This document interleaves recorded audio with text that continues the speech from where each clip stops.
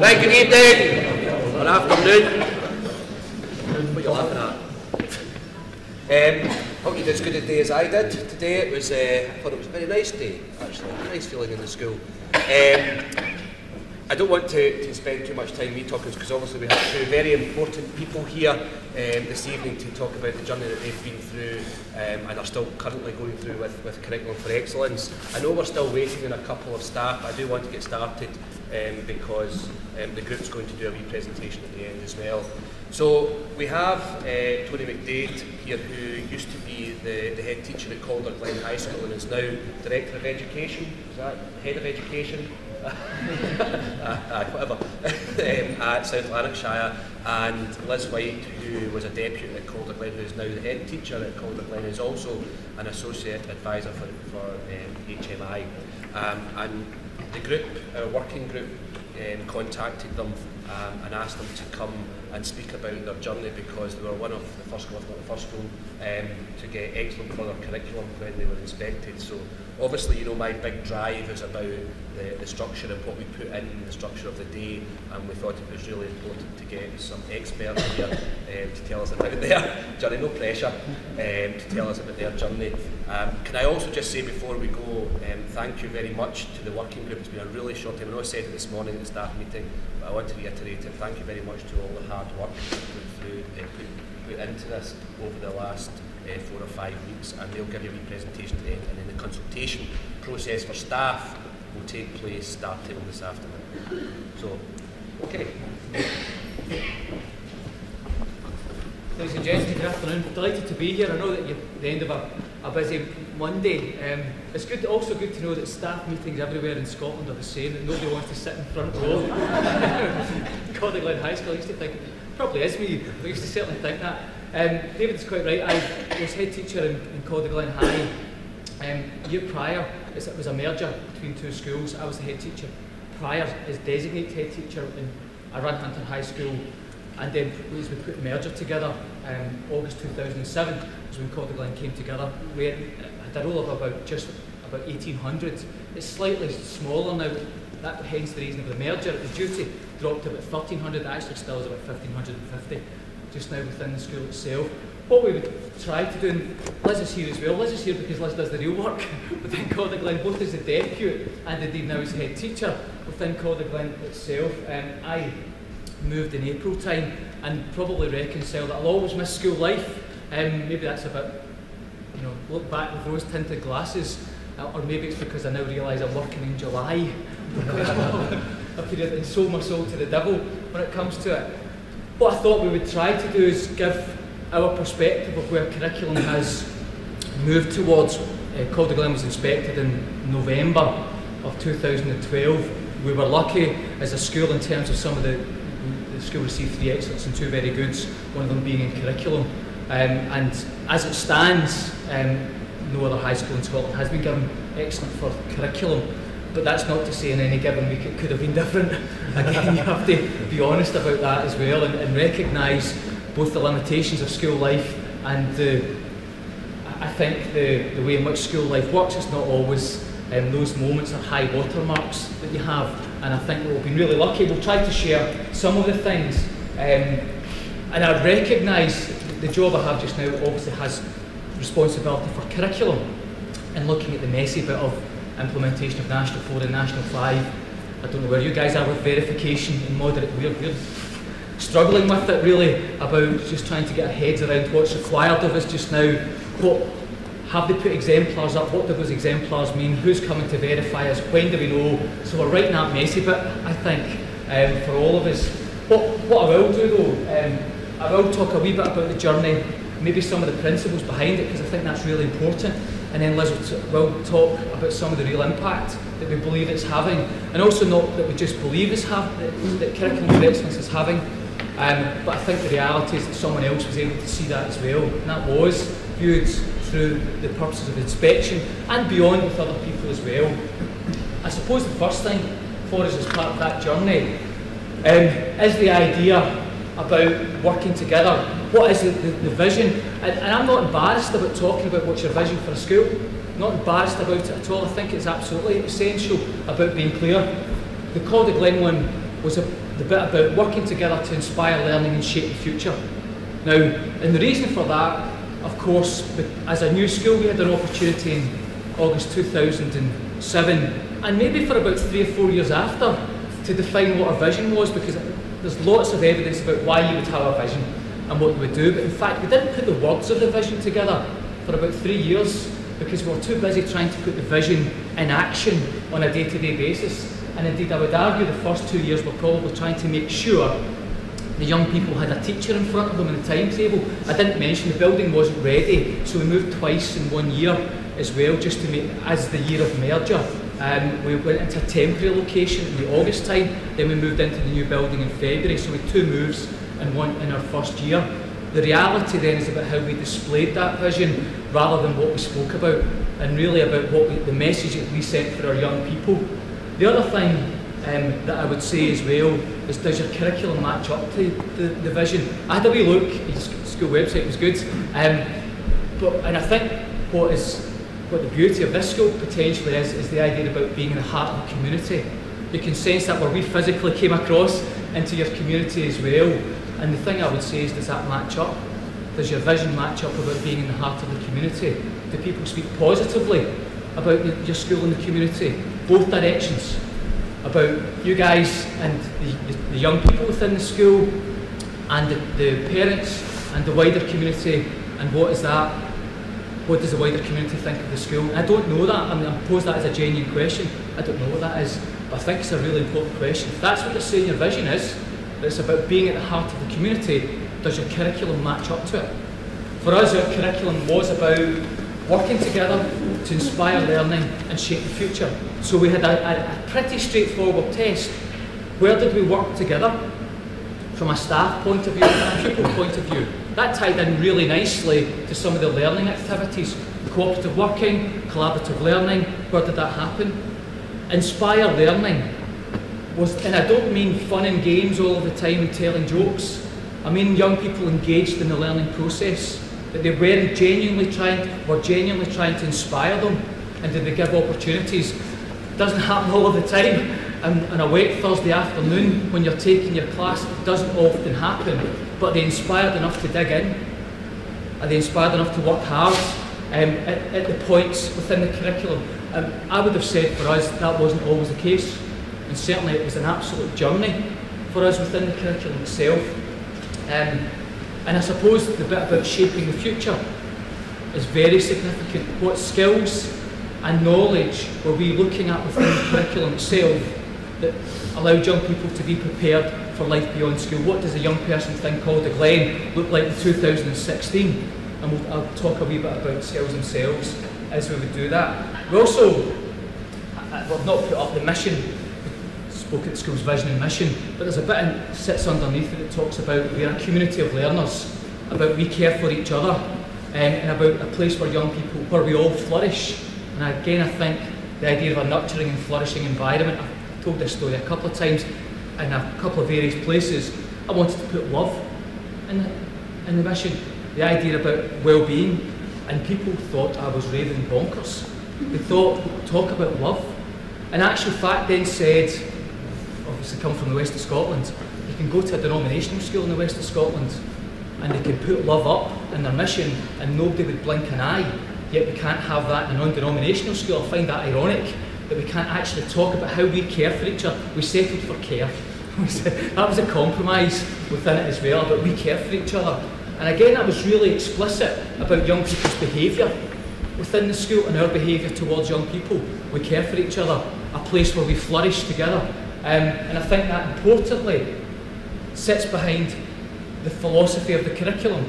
Work together to inspire learning and shape the future, in a place where young people and staff and the community flourish. As you can see itself, those are the basic principles that we looked at. The second one down, a strong focus on learning. You can have whichever curricular structure you so desire, and I know you'll be writing that bit of the discussion about which curricular structure you wish. Well, we have 7 subjects, 6 subjects, 5 subjects, 8 subjects in 4th year, all important. You can rip it up, though if the quality of the learning experience doesn't sit beside it. The learning and teaching bit, the transformational bit sits within the learning and teaching, I would argue, and the meaningful learning and teaching that goes on with young people, because we can look at 8 subjects in 4th year, but if it is the deadening experience of 8 subjects, and indeed their attainment level doesn't show from the 8 subjects, then I would be suggesting, I would put a question, is there a need to look at it? If it's 6 subjects and they're fired up, fantastic. And it gives them deeper learning and it's more meaningful, and then they can take that to 4th, 5th and 6th year, fantastic. I don't think that Liz or I would say to you, you should follow, and I do think it actually sits really with the pressures of Curriculum for Excellence probably for the first time, where schools, neighbouring schools, I'm not quite sure who your neighbouring school is, sure your neighbouring schools within, for us, our neighbouring school sat a mile from us along the road, and we would follow potentially a different structure. Here in East Kilbride is a small village in some ways, in which a parent would then be phoning up and saying, Mr McDade, why is my child only doing 7 subjects in 4th year with you, and they're along the road in St Andrews and St Bride's, and they're doing 8, potentially. Now we then got into a discussion about transition models and how we as a school were quite comfortable in what we're doing, and it was about the end point of where they were at as well. So we did really try to focus on learning. That all of our activities, staff meetings, activities, would be learning based. We would look at the kinds of learning activities that we would always try to have that. And again, engaging CPD, there's a film clip just in a second about building leadership within the school, people taking responsibility. I think you guys would be not unfamiliar with it as well. And it being meaningful and relevant to the school, not a set of courses that you go out to and you think, actually that doesn't mean anything to us, we're not going to do anything. And we come back in and it's never touched the learning process of the school, it's never helped your lessons. And really trying to focus on what makes our lessons better, and I suppose sharing from each other. We also looked a bit wider. We looked both wider, South Lanarkshire, nationally. We also get involved in a programme called the Microsoft Pathfinders and Learning Programme. Schools identified as one of 28 innovative schools across the world as part of the Microsoft programme, looking at innovation within the curriculum, about how could we change learning and why would we change learning. And I suppose the why was the curriculum maybe wasn't suiting the young people's needs. We conducted a questionnaire and survey with the pupils with the support of Bristol University and a foundation in England called the Learning Futures Foundation for first years and second years, 2008. Young people said, we like you, we respect you. Don't know if they always showed that. We like you, we respect you, but you're boring us. Was pretty much what they said. It was dull and boring. And it wasn't a superficial, I want you to tell me jokes, because it was a pretty sophisticated piece of work. It was saying, we're not inspired by what we're doing in here. And we had a bit of momentum then to say, guys, we maybe need to look at this.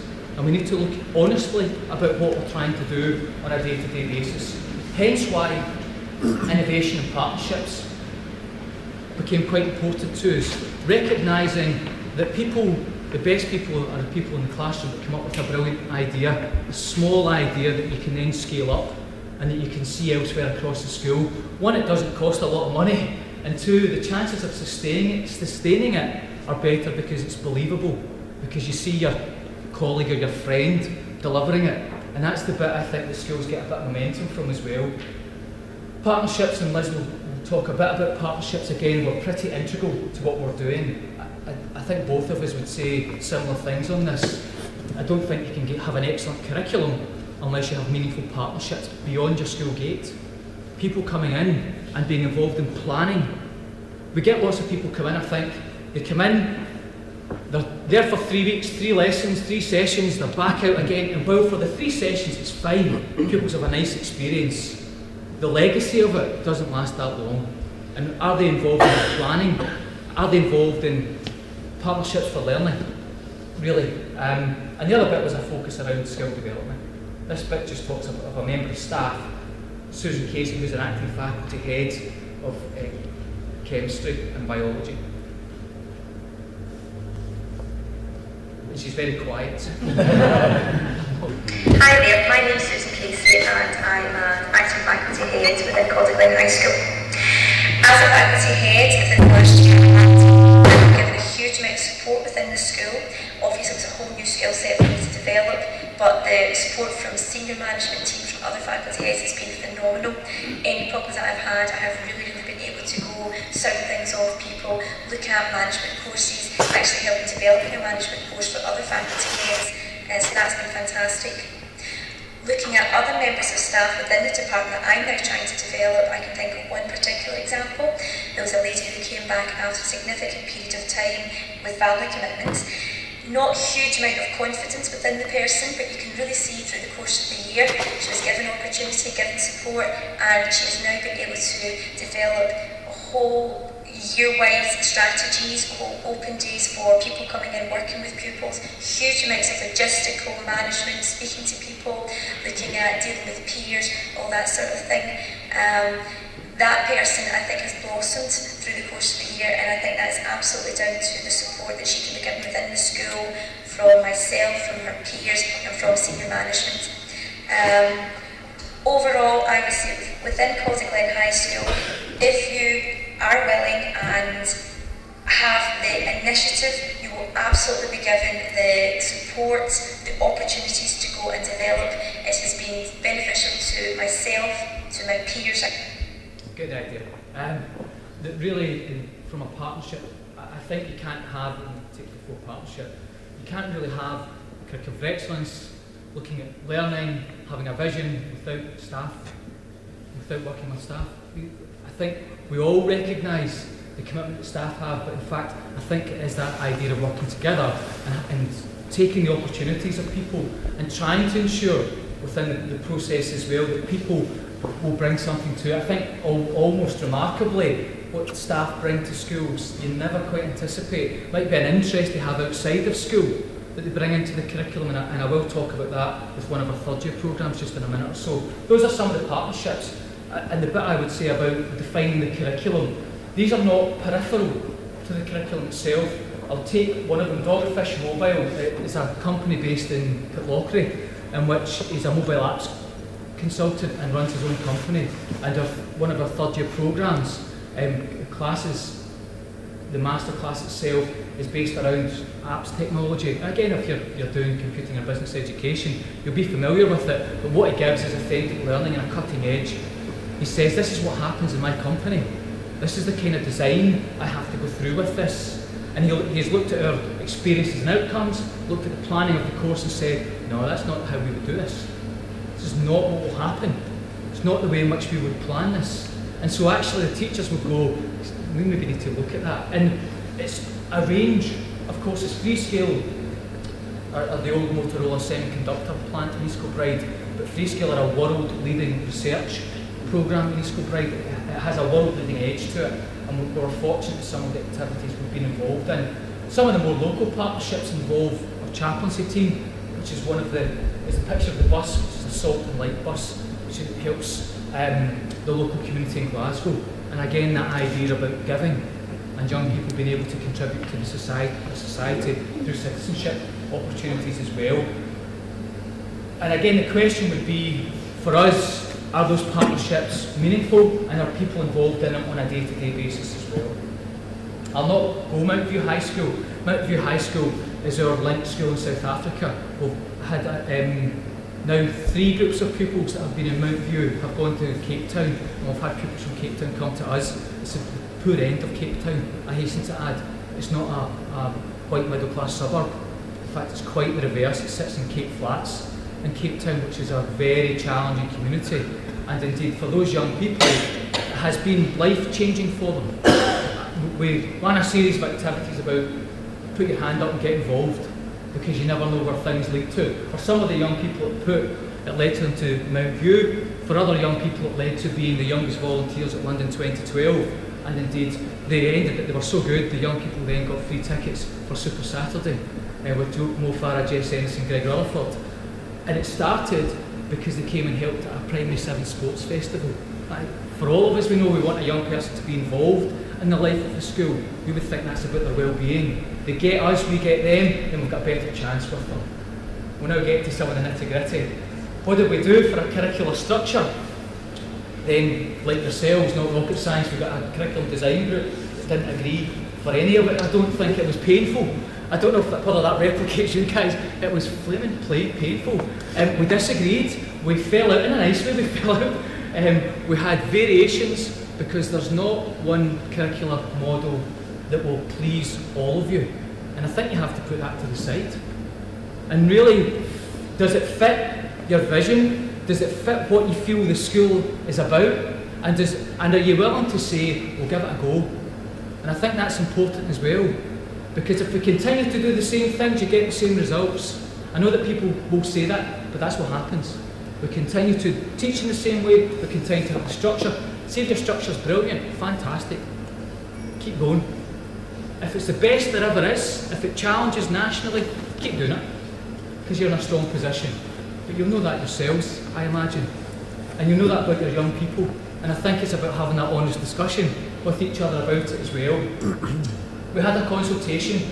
I was going to say that I duly ignored, that's not true. We had a consultation, it went back and forward about 3 or 4 times. And indeed, I would still, and Liz will probably say this, we're not at the final model yet.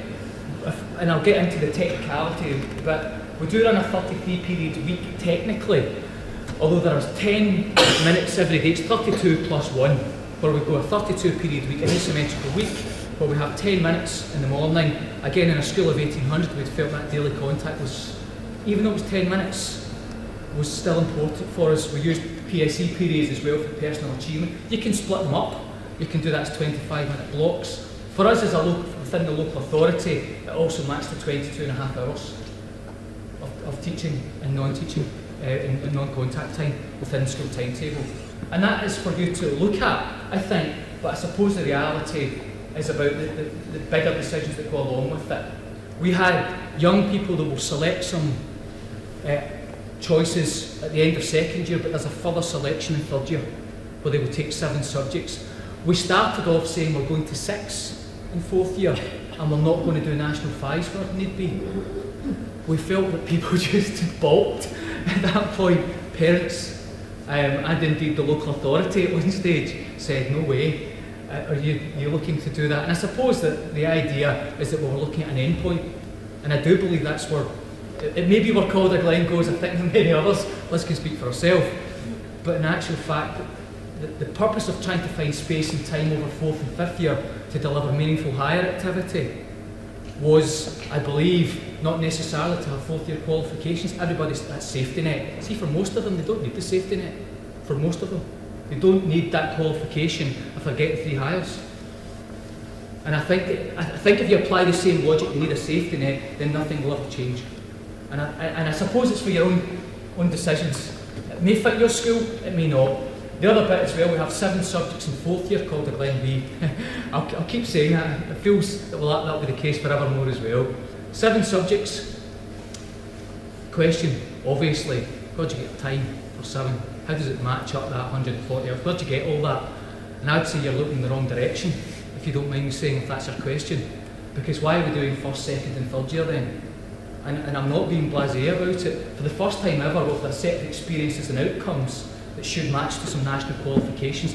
How many times have you been as a teacher saying when you get to 3rd year, listen, we're now starting the real course? Or when you get to 5th and 6th year, listen, don't worry about all that stuff we've done in 1st to 4th year, we're now up to the real business. Where in fact I would be saying, if you're looking at an extended essay type of skill, why are we, I'm assuming we need to be teaching some of that in 1st and 2nd year. And I get maturity in writing, I understand that. But what we're saying in actual fact is there is an opportunity. Take one subject, PE is my background. I absolutely believe you can take what's required in National 4 and 5, not teach the course, but teach the skills, some of the activities, and fire them up in learning across 1st, 2nd and 3rd year, and look at the kinds of skills that they're trying to deliver.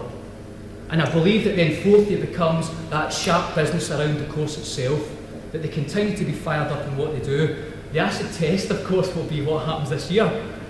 At the end of 4th year, it's easy to talk about. I think Liz will talk about the impact just in a second or so, but those are some of the discussions.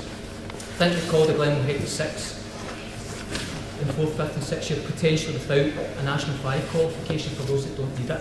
Will bring logistical issues, I imagine, as well. The other part is learning away. sure that you will get that opportunity. Residential activity, again, building some residential activity and the kinds of skills that young people are developing and bringing that into school. The residential activities were not standalone. We didn't just go out to an outdoor learning centre, and we never had a connection to the curriculum. We looked at Calderglen skills for the 21st century, about communication and presentation, teamwork, problem solving and analysis. We were able to identify the skills that we asked for young people. IDL and the broad general education, and again spent a bit of time looking at the progressive nature of IDL, because a young person, and it can be worthwhile, we're doing an autumn activity, which was one of them in first year, that was art and design in English, but art and design was on a Monday, period 1, and they didn't really get English till Tuesday, period 2, and we were doing autumn, and all the other learning that's taking place in between and recapping, it was quite difficult to make that connection. So first year was about establishing natural connections across the curriculum, as many people have done. Second year was a bit more ambitious, and it's based around work together, inspire learning and shape the future, in which young people were taken out of the curriculum, their timetable for 5 weeks, and they followed themes and activities. 3 of them, one of them was about building a flying car, build the car of the future. Another one was about writing a graphic novel about their future as well, and they followed that for 8 school days. 5 teachers or 6 teachers stayed with them, with a group of 100 pupils, and that's all they looked at. Now, if I gave the example of partnership working, 3-scale, the semiconductor place, came in because research and development was their leading activity. What those guys did is they came in and said, this is how we would look at building a car of the future. That's what they do. That's what their job is in actual fact. So they were looking at us about how you would do it. The graphic novel as well, about authentic learning. We had Waterstones sell the graphic novel in East Kilbride and put a display up in their windows so that Granny would come in and see the graphic novel of a young person. The principle behind that was about draft and redraft. You're not going to get a Picasso the first time. You're going to have to go back at it and back at it again, and hopefully the lesson is when they get to 4th year and you're saying to them, you need to study a bit harder. Yes, I've looked over my daughters once, but the reality, of course, for us is the skills that they really need to develop. The final, or one of the final bits of masterclass before Liz comes and does a bit of the real bit, a series of masterclasses that were accredited, that are accredited in 3rd year, and those are some of the examples that young people were involved in. And how did we convince staff? Actually, staff came and said they'd quite like to do it, and it was a bit where, well, it was a bit of both. Some people said it and others then got involved after it. But if I take the photography one that's coming on stream this year, run by the biology teacher, who does a lot of work and is an eminent photographer in the community. So again, it was the idea that he was really skilled in what he was doing. Songcraft is a modern studies teacher. It's a really good example in which the modern studies teacher, in essence, is very musically orientated. And of course, the young people are looking, he's in a band.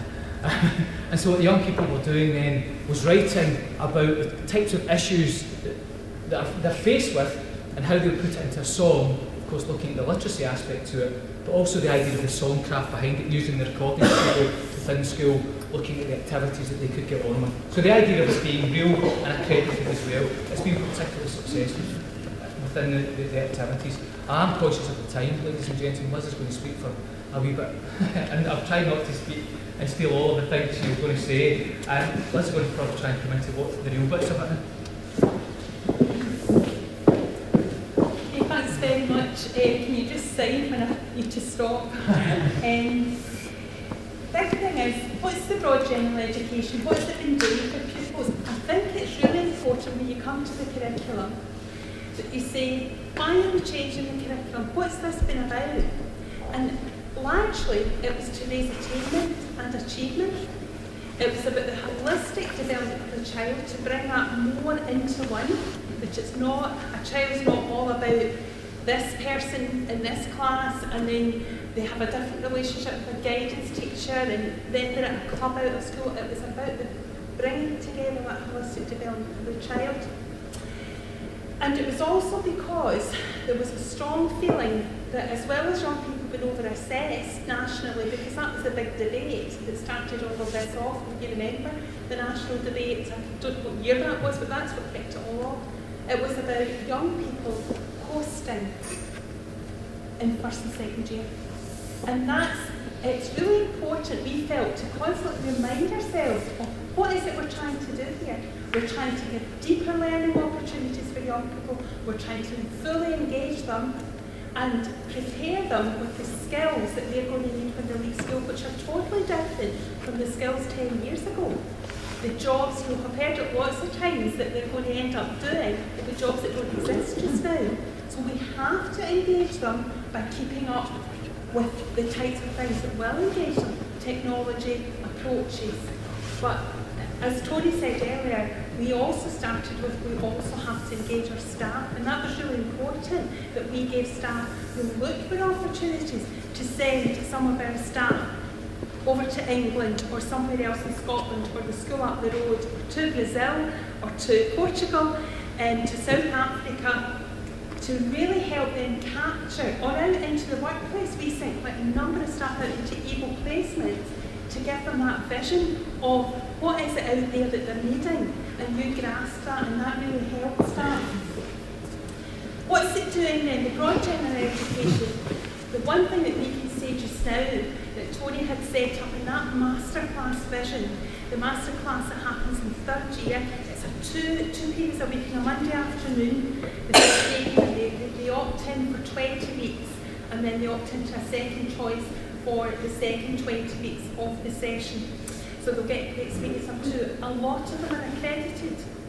We've got John Muir Awards going in there, we've got NPAs and customer care and sports leadership awards, and all of that is starting, that you've got this sense of achievement and accreditation in earlier down the school. We've also got some awards in first and second year, and that's really important, that the achievement and the accreditation starts early. It's about giving young people something to go for, that validating what they're doing, helping them to have that sense of achievement and wanting more.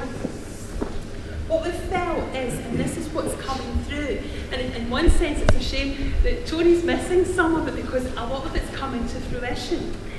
Just now we're starting to really see the impact of the broad general education. HMI last year said to us that they felt that looking at the young people in action, interviewing them, watching them presenting, it was like curriculum for excellence on legs. They used that word.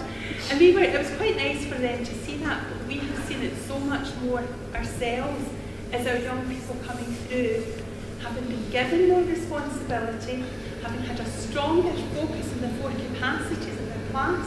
What is it to be a successful learner? What about that focus on presentation skills?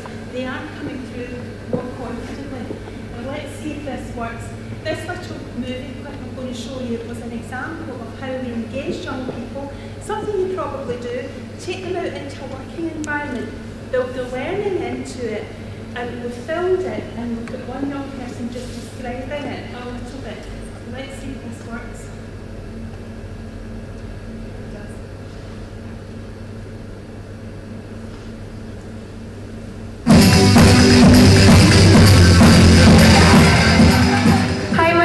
I'm very interested in engineering and architecture. My fellow classmates and I got the opportunity to go to a Morgan Sindall construction site in Kilmarnock. This short video is about that structure, our favourite structure.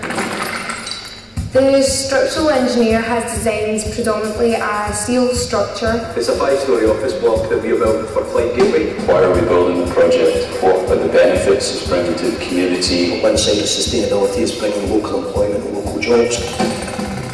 The glass panelling that surrounds the structure has a layer of film to prevent heat loss from the building. The roof has redecked the cladding with solar panels to help the building actually generate its own energy. The transportation regime, the carbon emissions and the delivery times are reduced. Overall, this building actually sounds quite environmentally friendly.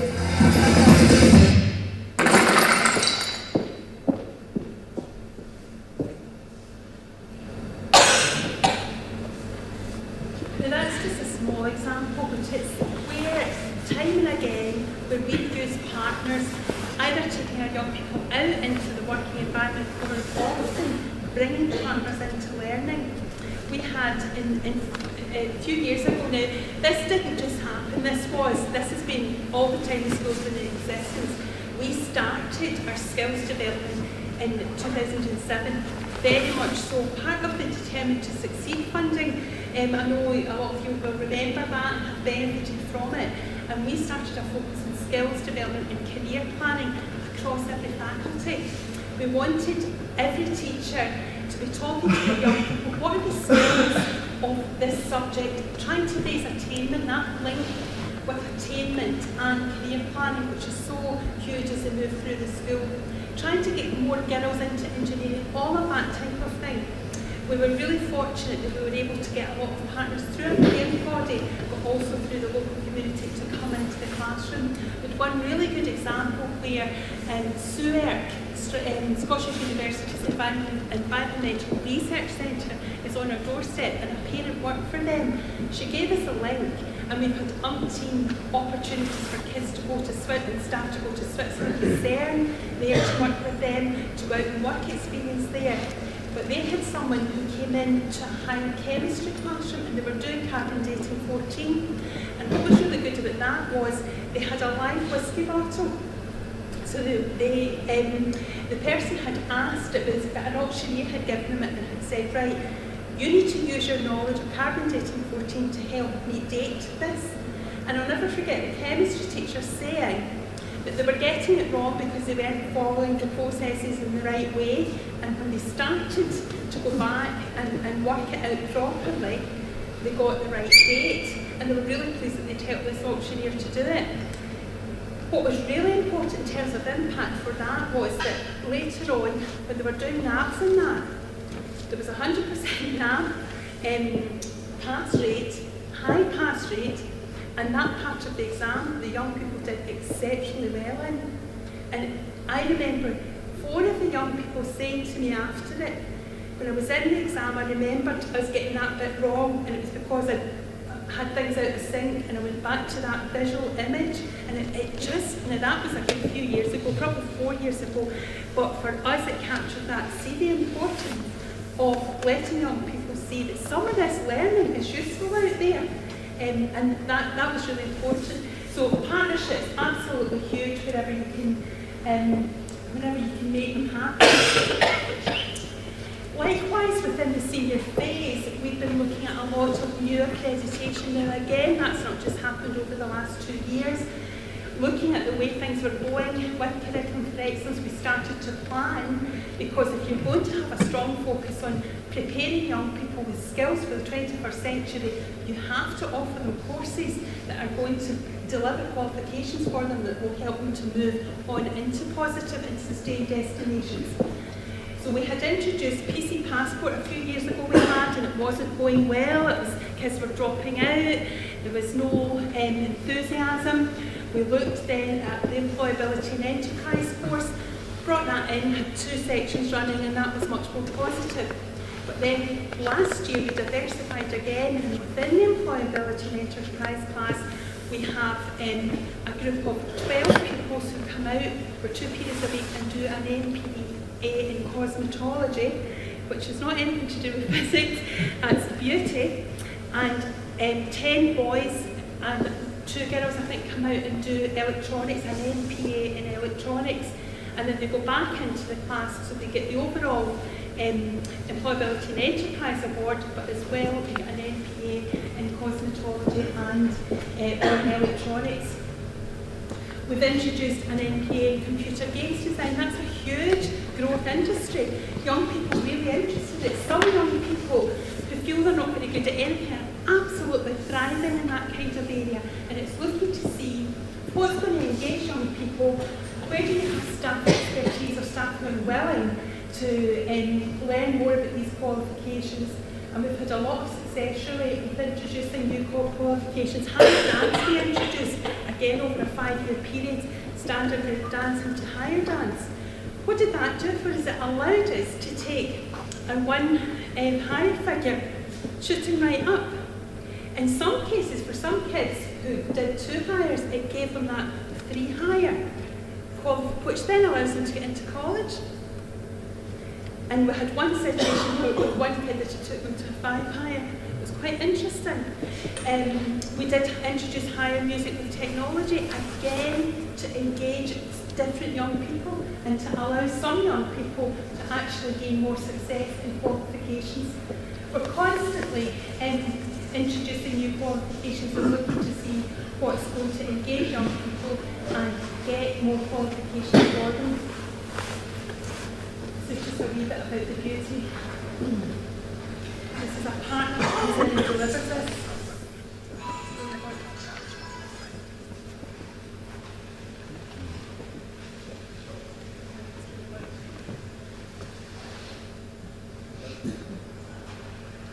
Hello there, my name's Anne.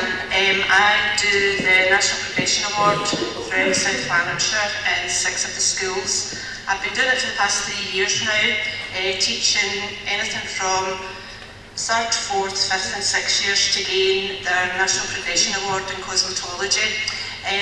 As the years have been going, I've found it really, really satisfying helping young people achieve new skills, new goals, and also work towards a qualification.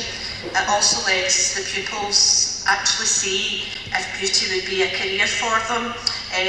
Some of them like it, some of them find it challenging, but even if they don't go down the cosmetology beauty route, while we're doing the course, they'll be learning new skills. They're learning, we open the classroom up like a salon, so they're gaining communication skills, they're learning people skills, they're learning team building skills, which will help them in whatever career that they want to progress in, whether it be going to college or going straight into a job.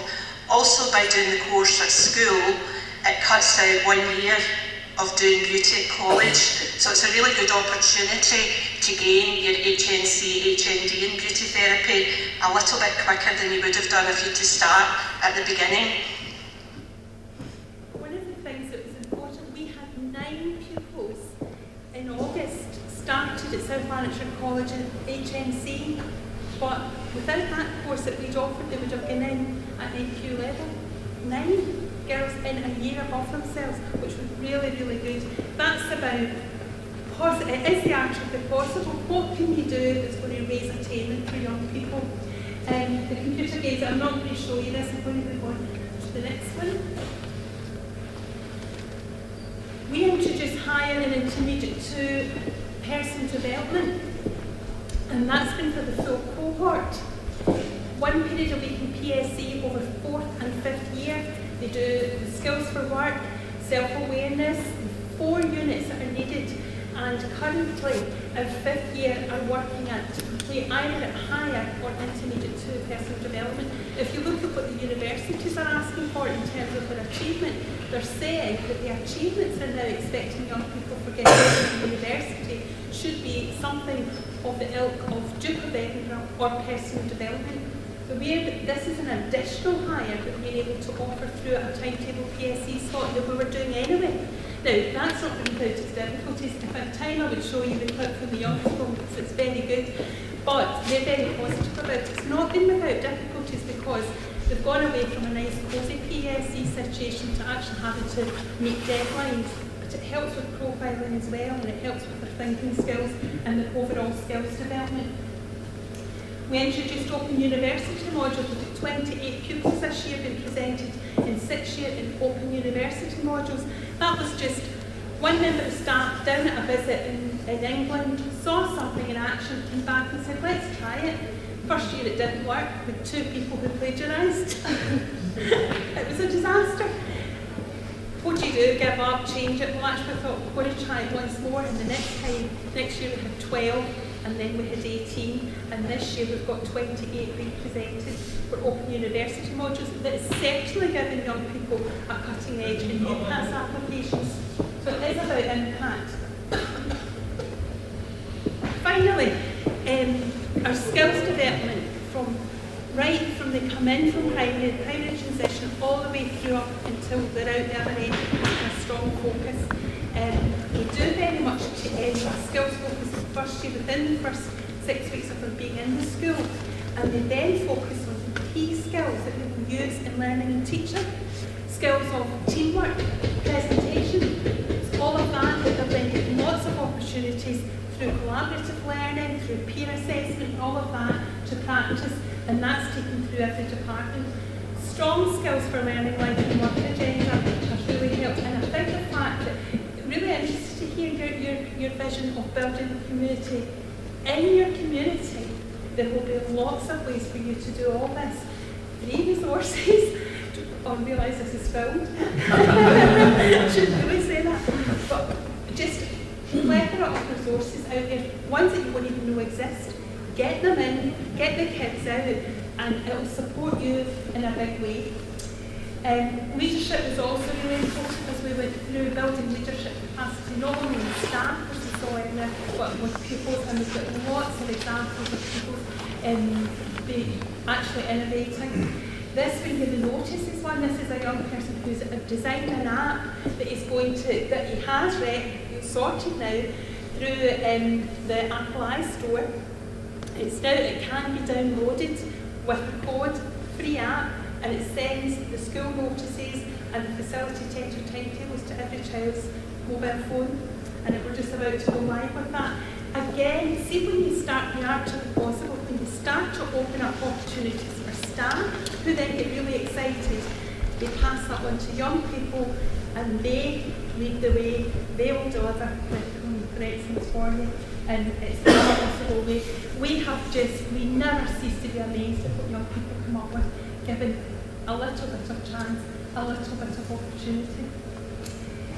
Health and wellbeing was really important for us, and actually, as is Literacy and Numeracy, just one little thing. Again, you worry sometimes all the changes, especially this year with the Nationals. We decided that health and wellbeing, the responsibility of all. Let's focus on strength-based learning. Let's look at the learning environment in the classroom. How do we deal with how kids make a mistake? How do we deal with learning from each other? That's the responsibilities of all. That's strength-based learning. It doesn't need to be, we've got to do something on healthy eating or living or all of that, or a topic on it. How about an emotional well-being in the class? How about an emotional literacy? Something we're all doing. So we interpreted that to make it manageable, so that it's something that's not extra work. You're doing it anyway, you're just thinking of how you approach other people, how they approach each other, how they approach you. So whistle-stop tour really, but hopefully it's given you a few ideas. We've had a lot of ups and downs along the way, and I'm sure there'll be more to come. But we're big fans of Curriculum for Excellence and what it's doing for young people. Thank you.